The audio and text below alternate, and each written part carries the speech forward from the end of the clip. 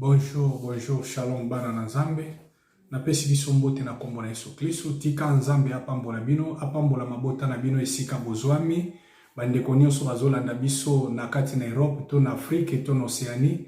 Nzambe alola apambola bino, abakisa sosu ya mingi. E bandeko nanu basabone te na chaîne na biso ya YouTube. Bosabone pe boyeba na ko like ba video na biso. Bopesaka pe ba commentaire na bino ndenge na lobaka. Pe botunaka mituna tangu nyonso. Parce que c'est très important aux autres à Batou, Bazolanda, mais Bazotuna ba question te, Eza penza malamu te, kozala pe malamu botuna ka ba question par rapport à l'évangile au tozo enseigné. Est-ce que ça correct, tu es correct te? Est-ce que to bimi libanda à contexte ya maloba na nzambe to bimi te? Et puis par rapport à connaissance, ozana besoin ya koyeba likambo moko, ozana besoin ba fongola eloko moko, ozana ngo besoin oyeba. Et Bible le dit, mon peuple s'y périsse parce qu'il manque la connaissance. Nous avons besoin de la connaissance na katia évangile. Alors, osana question, tout na biso wana, toza wana disposé penza, pour na koyeba na ko répondre na ba question na biso nyoso. Tika nzamba lola pambola bino, et sika wapi maloba oye kokutana na yo bien aimé, zoata ya kolandaka évangile, et bandelikino na suka.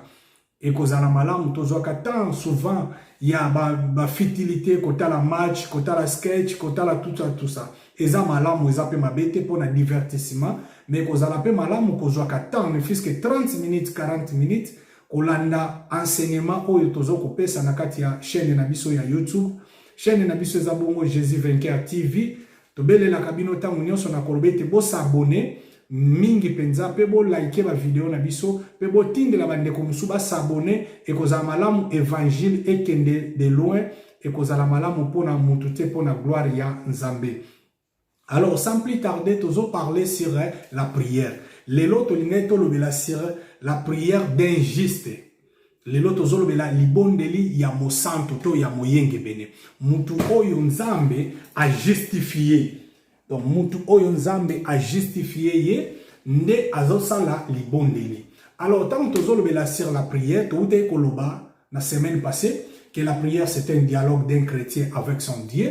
Et toute kotalisa, ba ye koli oyo, bazoluka, bazolisa yesu, lakisa biso ndenge nini, basambelaka. Parce que ba monaki ete Jean-Baptiste pe, abande kolakisa, ba ye koli na ndenge nini, basambelaka. Alors, bango pe, na soif wana ya koluka koyeba ndenge nini ya kosambela bazoyebisa Yesu maître lakisa biso ndenge nini ya kosambela tomonaki yango na mukanda na Matthieu chapitre 6 verset 9 pe totangaki yango na mukanda na Luc chapitre 11.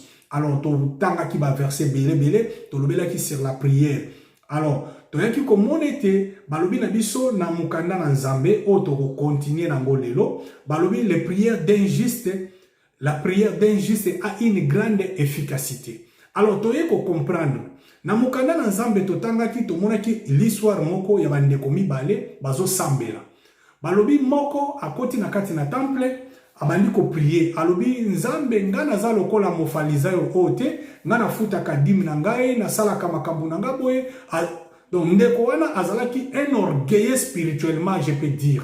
Et ezaki na ndeko mususu aye kobondela abandi kolela mawana nzambe alobi nzambe limbisa ngai na salaki mabe na salaki boye na salaki boye na salaki boye yokela ngai mawa. Je pense que contexte wana to parla kango sur l'enseignement ou elekaki. Alors nini na lingena benda na kati na ngo. To lelo tozolobela la prière d'un juste oyo nzambe azana ngo besoin. Bible eza koloba na biso ete libondeli ya mutu na masumu eza makelele liboso na nzambe. Alors, la prière oyo nzamba yokaka. Bien aimé, libondeli nyonso te nzambe na biso ayokaka ngo. Libondeli ya mutu na masumu eza makelele liboso na nzambe. Or, biso bana na nzambe, yambo na biso kopusa na liboso na nzambe, il faut toujours chercher la sanctification et la purification. C'est ça qui amènera notre prière directement jusqu'au ciel. Parce que ce qui na prière na yozo sala, ozoluka via sanctification te, via purification te, bien aimé nyonso tokosala ekozala inutile to makelele liboso na nzambe. Mukanda na nzambe lobi, cherchez la paix avec tous, la sanctification et la purification, sans laquelle personne ne verra le Seigneur. Donc soko ke na mukanda na Pierre na Hébreu nda za ko ebisa biso ngo Hébreu 12 je pense 14. Abi cherchez la paix avec tous. Donc, nakati na purification, libo, il y a justification. Moutazo justifié, moutou, eza nzambe yemoko. Nazo parler bien. Moutazo bandako justifié, moutou, eza nzambe yemoko. Par rapport, il y a livre, il y a Romain. Totanga poto bandako comprendre nini o tozo kende nango na enseignement na biso. Tozo lobela sur la prière d'un juste. La prière d'un juste. Thème na biso ezali la prière d'un juste. Donc, libondeli ya mutu ya mosantu. Libondeli ya mosantu. Injuste. Aza mutu azo tambola kaka kolandisama na maloba na nzambe. Donc, mutu azo justifier mutu eza ye moko nzambe.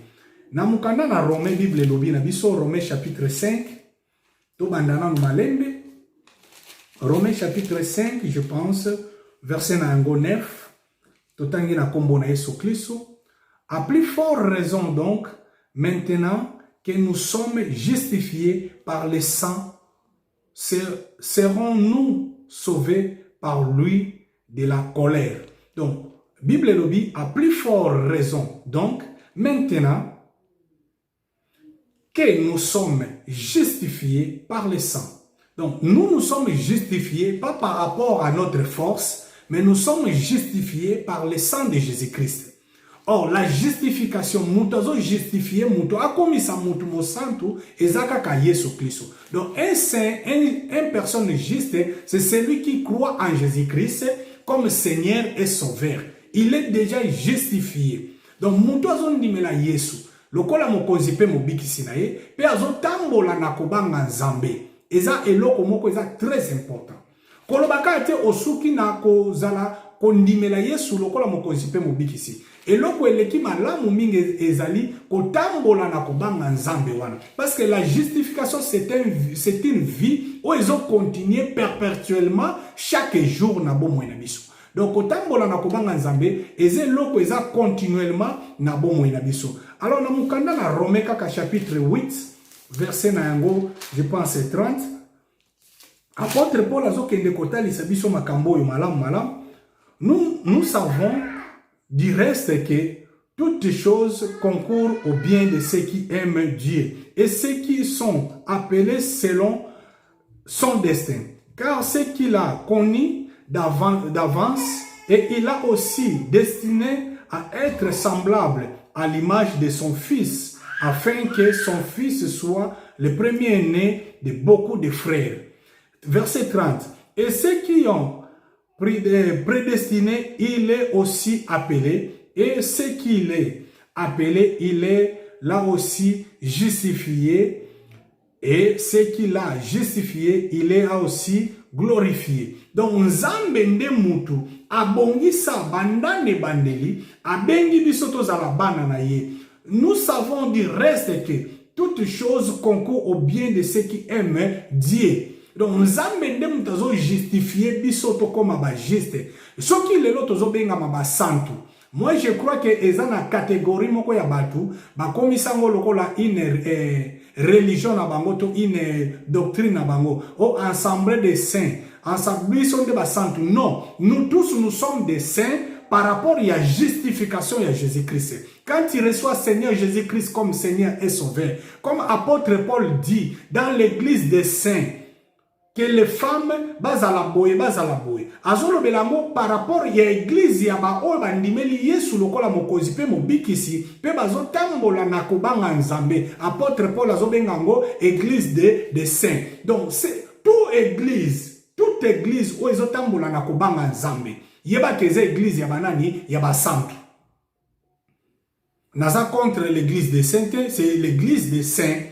Parce que baza ba santu, yango ba komi ke église des saints. Donc église yo pe mwana na nzambe. Soko ozotambola na kobanga nzambe. Ozotambola na justification. O nzamba bongisa yo déjà. Parce que la justification ça vient pas de nous, mais ça vient de Dieu et ça vient aussi de la manière que l'homme se comporte avec son Dieu. Exemple je peux donner aussi par rapport à la Bible. Bible lobini namukana na Genèse.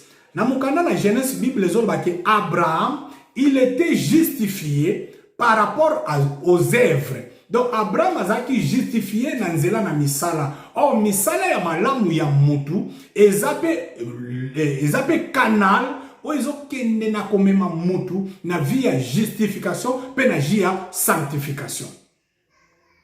Je sais que tous hommes qui peuvent comprendre là-dessus. Donc kozala justifié parce que les autres ont belete libondeli ya moyenge bene ezan efficace makasi koleka libondeli ya 400 personnes o baza basumuki.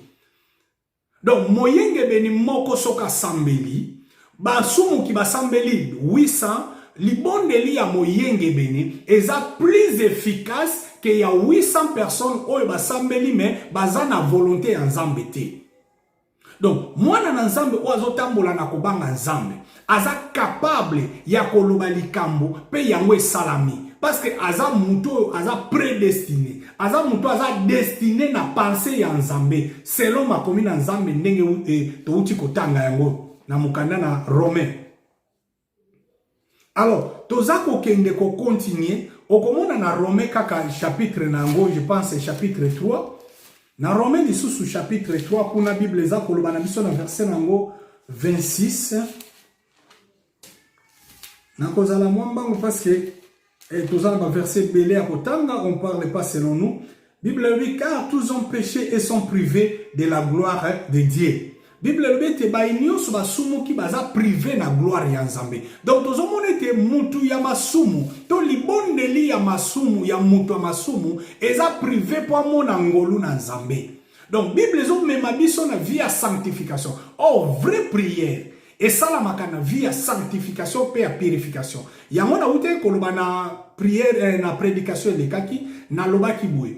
Que moi na Nzambe tango azobondela tozana biloko misatu o to senga kato mine ya makasi na kati ya prière. Et loko liboso tozolobela sur la reine de Dieu na prière na yo. Il faut bondela kete reine ya Nzambe ekita na vie na yo. Yami bale tolobaki il faut volonté ya Nzambe et salamaka na vie na yo na kati ya prière na yo. Et yami sa to ute kolobela likambu ya pardon ya péché. Moi na Nzambe faut amemaka vie il y a perfectionnement tango nyonso. Donc tango zobondela il faut pisaka Nzambe alongola ka via lisumu kati na yo pe akotisaka via kibosantu na kati na vie na yo. C'est ça une bonne manière ya prière. Tout est collectionné pe ya mine tolobela ki likambo ya délivrance ya bomo na yo faut ko senga ka Nzambe alongola ka acha délivrance na kati ya vie na yo moko. Parce que tu ne peux pas délivrer les autres si toi-même tu n'es pas encore délivré. Donc ezape na batu mususu ndimela Yesu me azana nu na kokangama na makambu ya mabebele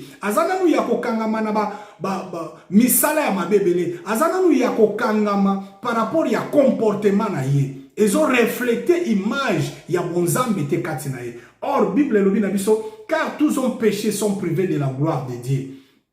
Donc Nzambe batu nyonso bazo sumuka baza privé moyeba mona gloire ya Nzambe ezate. Or tolobaki te libondeli eza une dialogue ya un chrétien avec Nzambe. Donc mutu yo aza déjà privé ato sambeli ndenge nini Bible lobi te oza privé ya gloire ya Nzambe. Or tozo luka biso nyonso na makasi na biso te mais to sala na ngolu na Nzambe to mona gloire ya Nzambe. Or nyonso wana tokomona mona nzela nini na nzela kaka ya libondeli.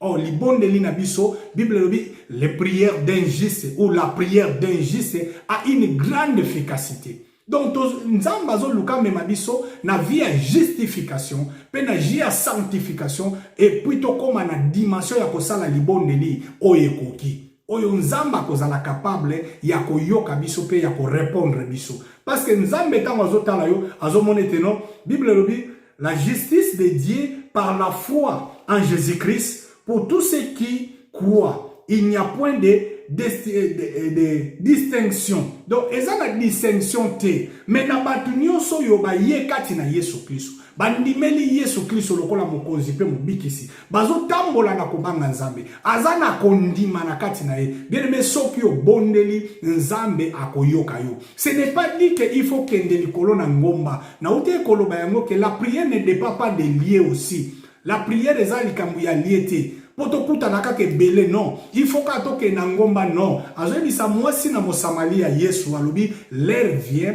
et il est déjà venu où les vrais adorateurs adoreront le Père en esprit et en vérité. Awa makambu na nzambe za susu makambu ya kolukesika kokende kosambela te.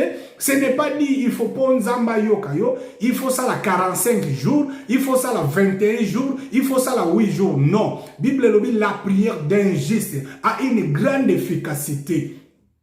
Donc, libondeli ya mosantu, libondeli ya mutu azotambola na kobanga nzambe, eza na efficacité makasi. Bible lobi na mokanda na Genèse chapitre nango 6, Genèse chapitre 6,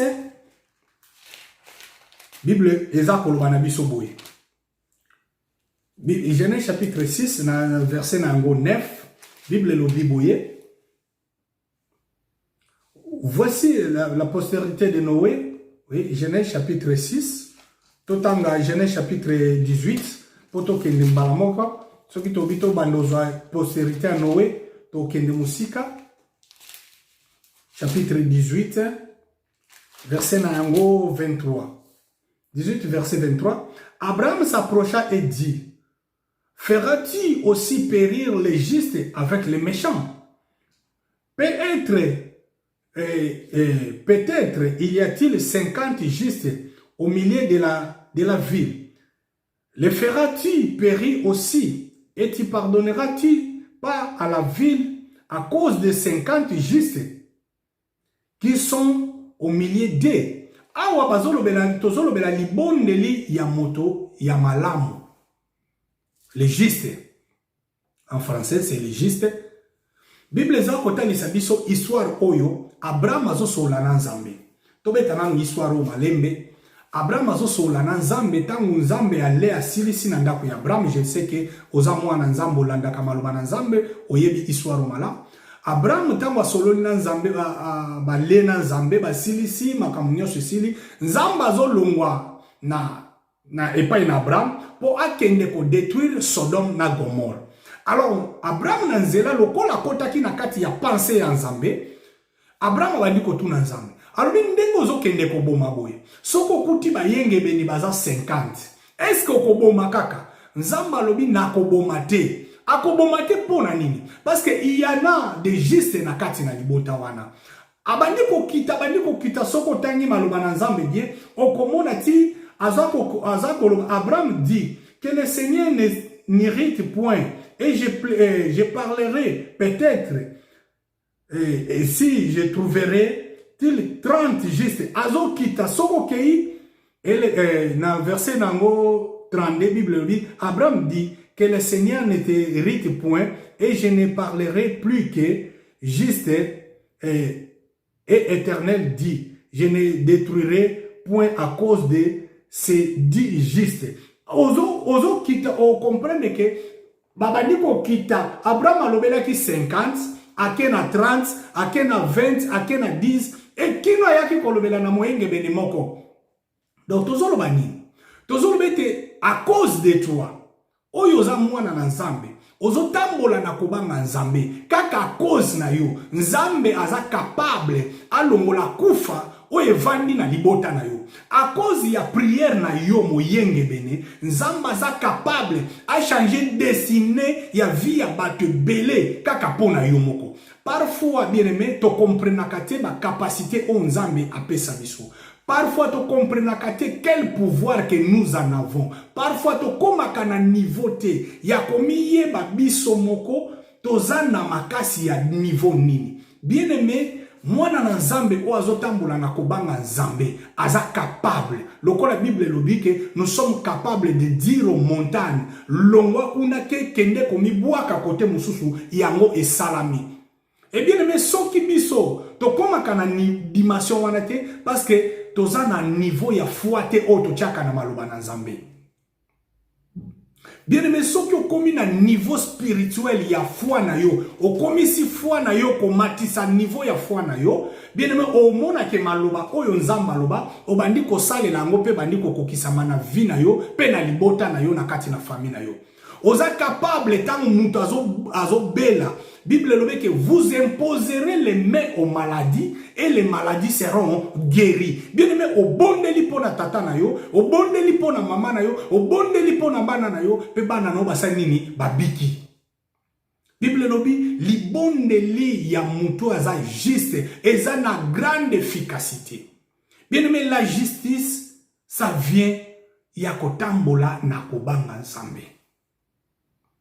Nzamba bengi yo, a justifié yo, a peso ba capacité à kokoma mwana na ye. Mais le problème ezali, yo tambola na kobanga nzambe. Bien aimé, mutu azot zala na ba problème na batu mususu. Keba na kozwaka ba problème na bato batambola na kobanga nzambe. Eza conseil na zopesa yo. Parce que mutu azotambola na kobanga nzambe, soki alobi likambo, nzamba kokisaka yango. Parce que il a une connexion directe avec son Dieu. Donc, mutu atambola na kana kubanga nzambe. Mutu azo umela na face na nzambe. Aza na connexion ya otolobaka face à face na nzambe. Donc, nyonso azoloba ezo komela nzambe. Kolingaka te kosimbaka bato basalelaka nzambe. Yango nzamba ke musika lobi ne touchez pas à mes oins. Bawe baza banani, bawe baza kaka ba pasteur te, bawe baza kaka ba serviteur oyo yebi wana te. Yope ozo tambola na kubanga nzambe, yope oyo ozo tambola liboso na nzambe na maloba na ye, oza moko katikati ya bawe na nzambe. Lelo yo bawe oyo Bible lobela ne touchez pas à mes oins, to komisango lokola une chose, eza privé pour na ba pasteur nde baza bawe, non. Tout enfant de Dieu qui marche à la crainte de Dieu, aza moponamito mwana na nzambe, ou aza destiné na kati ya pensée ya nzambe. Alors, Bible eza koloba ne touchez pas à mes oins, ne faites pas du mal à mes prophètes. Donc, yopoza moko kati na ba santu. Alors, yango Bible ezolobete la prière d'un juste. Nazo memo comprendre que na ba capacité oza nango. Soki okoti na pensée o ngana za nango ya kote ya liloba na nzambe oyo. Bien aimé, oza na capacité ya koloba likambo pe nzamba saleli yango. Parce que oza moko oyo nzambe azotiela motema. Bible eza koloba nini na mukanda na Job. Na livre ya Job, soki tokei kotanga yango, tomona ke Job chapitre 31 verset Nango, 1 Bible lobby. J'avais fait un impact avec mes yeux et je n'aurais pas arrêté me regarder sur une vierge. Awa Job azolobela la virginité oyo spirituellement et azokende komema biso ya ko comprendre que tozaba oyo nzambe atie katikati na bomoi na biso. Tozaba oyo nzambe abongisa katikati na bomoi na biso. Azobete nakotika nakolongola misu na ngai. J'avais fait un impact avec mes yeux et je n'aurais pas arrêté mes regards sur une vierge. Donc nzamba kolongola regarde na ete likola moyenge bene. Bien aimé nzambe akoke kolongola regarde na ye liboso batu na masumu apesi bango mokongo. Mais pona mutu atambulaka na kobanga nzambe. La virginité, ici, on parle d'une vierge. Bazo parler sur moi, na moi, si ôté. Bazo parler sur une église. Sur une église qui marche à la crainte de Dieu. Sur une église qui marche selon la promesse de Dieu. Selon la prophétie de Dieu. Nzambalobi akolongola te. Lisu na ye likolo na ye. Donc, mwana na nzambo azo tambola na kobanga nzambe. Yeba ke libonde linyo sokosala. Maloba nyo sokosala. Eza n'efficacité. Yango naza kote ya biso bana na nzambe. Na linko memayo na exhortation oyo comprendre que ne faut pas dire n'importe quoi tango zana batu to tango zana famille tango zana baninga kolinga ka kolakela batu mabete. S'il te plaît mwana na nzambe soko miyebi otambola kana kobanga nzambe kolinga ka kolobaka mabe pona batu te parce que oyebi te efficacité ya maloba na yo ekomaka tina niveau nini. Oh, maloba eza wana eza na droit ya ko changer vie ya mutu. Kaka na maloba na yo o modire mutu. Kaka na maloba na yo pe obongisi vie ya mutu. Alors kolingaka kolobaka mabete pona batu mususu. Surtout que otambolaka na kobanga nzambe. Nazolobela mingi ba santu bana na nzambe. Parce que awa nazomema na dimension o comprendre que oza na capacité ya koloba likolo efongwama pe likolo efongwami, oza na capacité ya koloba likolo ekangama pe likolo ekangami. Bible eza kotalisa biso ngo na mukanda na Jacques. Jacques aza koloba boye na mukanda na Jacques chapitre 5 verset nango 16. Jacques aza koloba boye alobi ete Eli azalaki mutu lokola biso, azokende komema biso na dimension ya compréhension ya Eli na biso. Bien aimé, soko ke kotala makambo Eli asalaki, azwaki fimbu te, azwaki nzete te pona kobeta bato. Bible lobi Eli alobi likolo ekangami, Eli abondeli likolo efungwami. Tala na histoire ya Eli, okende komona bazotalisa biso Eli avec les prophètes de Baal. Na histoire wana Bible eza koloba na biso ke Eli akei ko sambela après avoir ko sala hôtel o eza thème na biso telelo. Eli atie hôtel na ye basopi mai basali nyonso. Eli a invoqué Nzambe. Eli tango a invoqué Nzambe lokola Eli azalaki mosantu, Bible lobi libondeli na ye emati directement epai na Nzambe. Et puis Nzambe tango ayoki libondeli na ye moto kitaka te sanini ekiti. Et bien aimé, soki oza ya Nzambe, kolukaka te kolobaka mabe pona bato, kolukaka te kolakelaka baninga mabe, kolukaka te kobelelaka kufa na bavira bato, parce que oyebi te efficacité ya maloba na yo. Bien aimé, il faut obanda komi comprendre, obanda koyebaka valeur na yo. Ebele na bana na Nzambe to miyebaka te ke toza na ba capacité ya koloba makambu pe salami, ya koloba makambu pe kokisami na bavia bato. Alors toza wana tout le temps ya ko modiri bato, tika Nzambe modiri yo. Nzambe bien aimé ozoyi bate makambo ozoloba wana ekokome la via mutu pe memi malédiction na via mutu. Mutu akozala auteur na ngweza ne yo. Alors koloba ka n'importe comment te. Bien aimé bana na Nzambe, nakati na libondeli ya moyenge bene, oza na capacité ya kofongola likolo, oza na capacité ya kokanga likolo, oza na capacité ya koloba likambo salami. Bien aimé batu lokola ba Daniel nakati ya Bible. Bible ezotali sange zolobete Daniel nakati ya Bible, tango Daniel azo sambela, abwaki na libulu na bankosi. Azo bisa roi wana lobi roi sala nyonso lingi mena kobumba mela yote. Bien aimé, Daniel azalaki na connexion na Nzambe. Bien aimé, yango mwana na Nzambe, il faut lukaka tout le temps ko vivre na vie ya sanctification pe ya purification. Parce que libondeli na yo etanke moyenge beni. Et si kanyoso kokende, bien aimé, ekosenga jeûne prière te. Parce que lelo biso to koma nini? Ba ye na mutu osambela pona ye, mutu azobela sur place lelo, yozo bisa bangono, to sala nanu jeûne prière, il y a 2 jours après to kobonde la pona ye. Donc quelque part en réalité, ozana consciente que Nzambe azananga elongwe.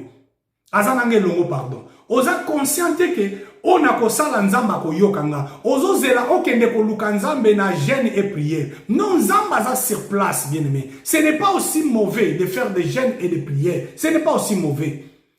Bible lobi likamuna tango nango. Tozana temps, même Bible za kolobango, il y a d'autres esprits. Oye bimaka na ba jeûne et prière, na boyi yango te, to salaka yango. Mais awa tozolbela likamu ya prière ya moyenge bene. Moyenge bene azalaka toujours aux aguets. Moyenge bene azalaka toujours na temps. Ne faut pas oser là, on a toko matana na ngomba poto ke ça la prière, on a zelana no 45 jours et après non bien aimé, mutu aza malade aza wana sur place.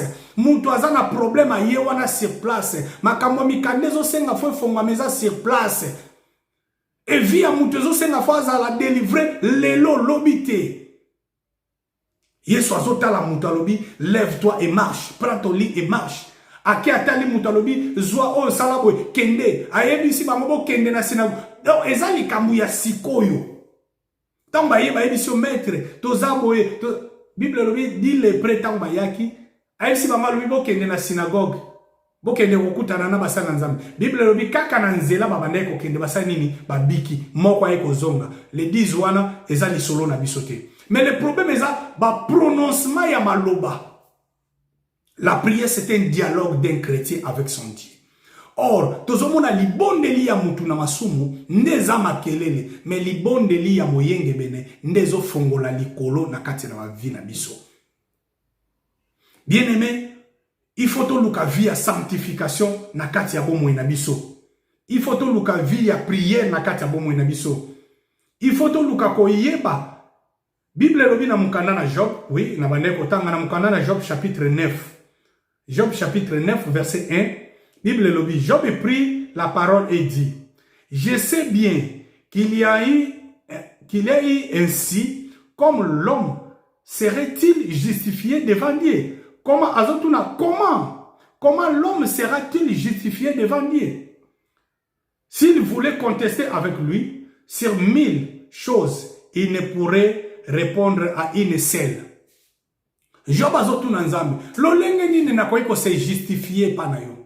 Na koma juste, lolenge nini. Mais Job il savait, mais naza juste, na sali lokote. Baninga Job bazo finga ye, baninga Job bazo loba mabe, balobi oza ingrat, osali, alobi naza juste na sali lokote. Bien même muta ko justifier mutu ezaka kanzambe. Mais mwana na nzambe oazo tambola na kobanga nzambe. Amiye baka ye moko. Est-ce que ndenge naza boy, naza prier ya kosala prière, to naza prêter. Bien mais soko za prêter, eloko nini na kosala. Komi kitisa, kobelela mawa na nzambe, kosenga pardon na vina yo, pe okomi sikoyo prêt. Nazolo ba bien, mutu nyonso azomi mona kaza prêter. Wazolanda prédication oyo. Soko on se retrouve que oza prêté à kobonde la nzambe. Même ikutu Bible zolo banango. Avant ko sambe la nzambe. Soko oza na problème na ndeko na yo, kende lukaye bobongisi après oye kobonde la nzambe. Soko oza na likambu na ndeko na yo, kende kutana na yebo silisi après oye ko tia offrande et pas na nzambe. Mais c'est clair bien-aimé. Donc Zamba zolinga avant yo sambela il faut bongisa contre nyonso zanango o bongisa na famille ozanango o bongisa na batu nyonso après oyesko liboso na nzambe bien mais soki oye na niveau wana okomi na niveau wana ya kobondela nzambe soyez sûr que nzamba koyoka yo parce que Bible za koloba libondeli ya moyenge bene eza na efficacité makasi totanga mokanda moko oyo totanga kango pe mingi Mukanda na Psaume chapitre 37 verset nango 25. Psaume 37 verset 25 natangi na kombo na Yesu Kristo. Bible lobi, j'ai été jeune, je vieillis et je n'ai point vu les justes abandonnés, ni sa postérité mendier son pain. Toujours il est compatissant et il est prêt, et sa postérité est bénie. Détourne-toi du mal, fais du bien, et possède à jamais la demeure, car l'Éternel aime la justice. Bien-aimé, awa David a fait sa conseil. Gloire à Dieu. David a dit, je n'ai jamais vu un juste abandonné, ni mendiant son pain, ni sa postérité. David a ke musika na kota la postérité ya moyenge bene. Bien aimé muto azotambola na kobanga nzambe. Nzamba tika kaite. Ato moni makambo zo marchete. Ozo sambele, ozo simbate. Bien aimé tambola na kobanga nzambe. La prière d'un juste a une grande efficacité. Muto tambola kana kobanga nzambe. Ata lelo esimbite, ata lobi esimbite, bien aimé yo continuer ko bondela, tambola na kubanga nzambe, nzamba koyeba kokokisa posa ya mitema na biso. C'est ça notre but ya prière. Tozana besoin to sala kaba mabondeli. Tozana besoin to kota kaba jeune prière. Mais bizaleli ya mabe to lingi ko tikate.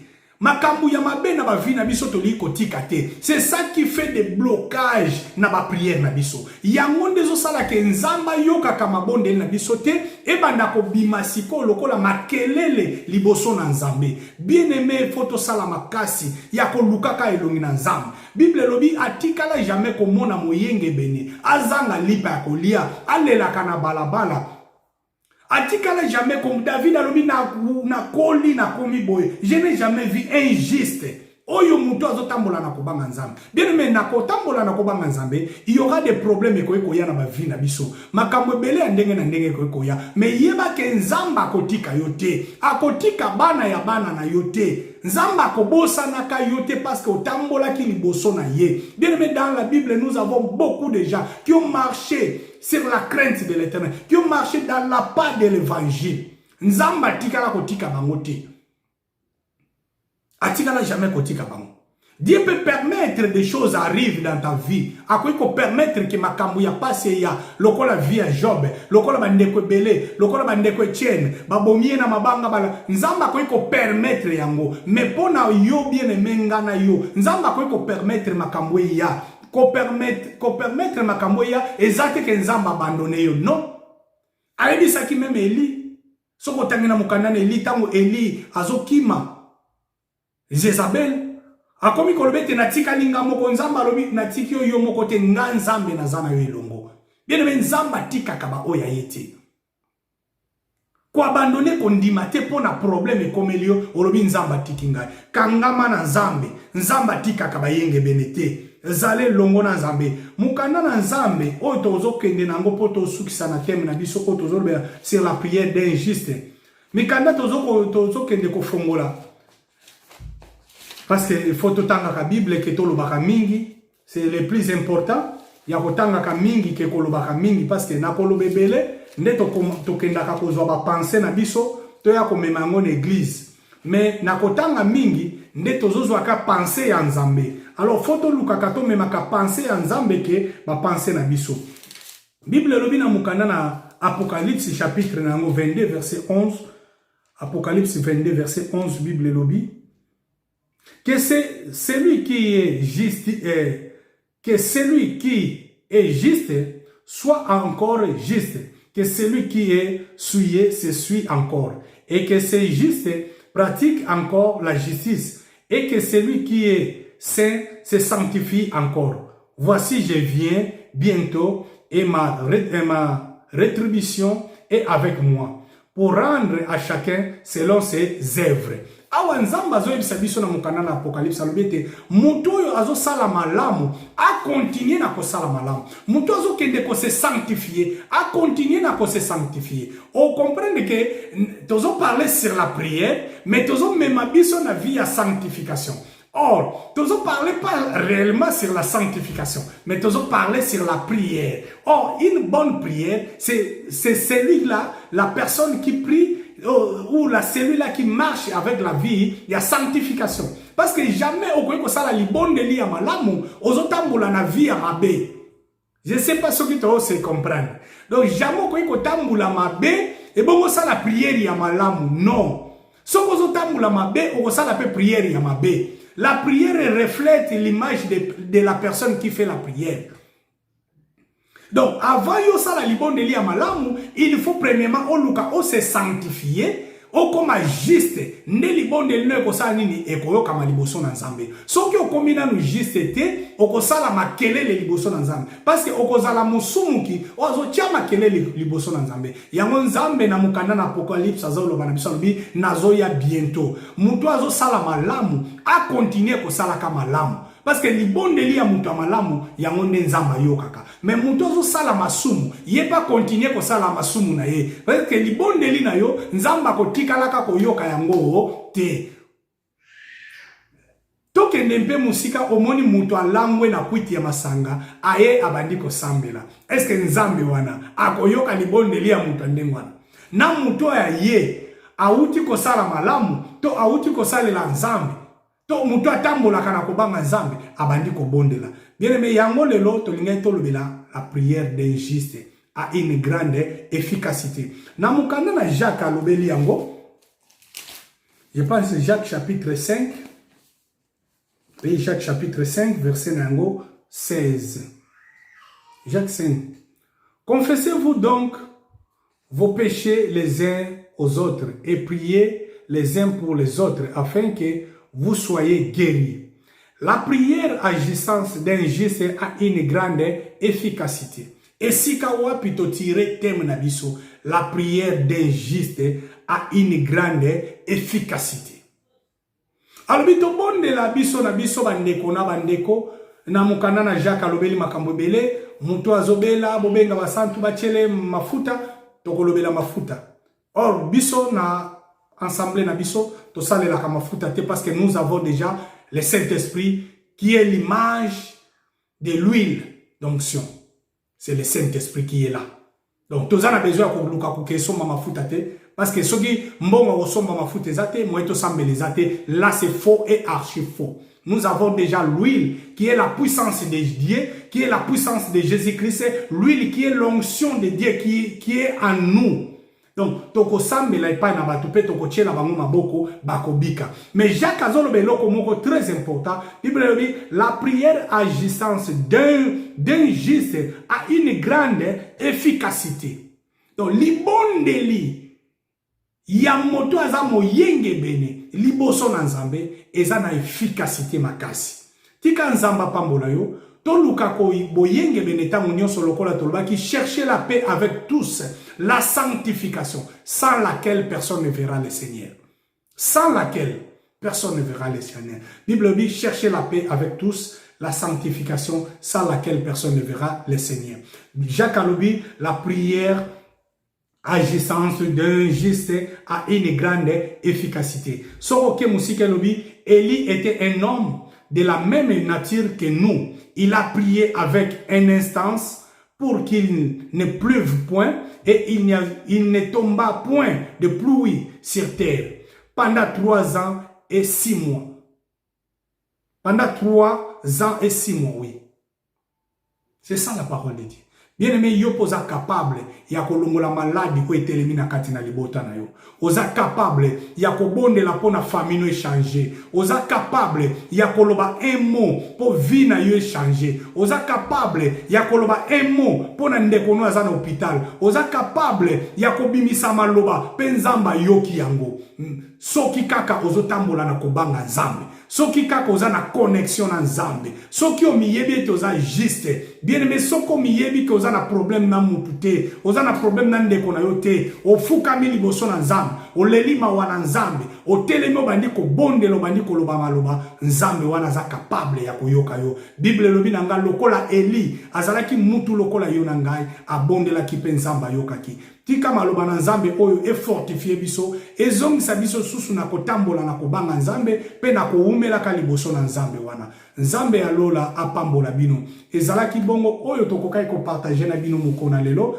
Ezalaki bongo pasteur na bino Jerry, to frère Jerry. Et oyo nzambe apesi biso grâce ya kolobaka tango nyonso pona par na nzambe. Bongo naza mokambi na kati na église ya Jésus vainqueur. Ezwami na bamboke ebele na kati na Kinshasa pe na Angola. Awa précisément tozali bongo pona kosalela nzambe. Tika nzambe alola apambola biso bandeko nyonso bakokai kolanda biso. Bainanu basabone te bo sabone massivement na chaîne na biso. Eza bongo Jésus vainqueur TV. Tika nzambe alola apambola biso. Tokutani bongo na video ekoya na mbala sima. Topesani mbote nkolo na lola apambola bino. Pe maloba oyo ezo esika ebota mbuma ya mokama na mokama. Tika bayenge beni nyonso ya lola nzambe apambola bino.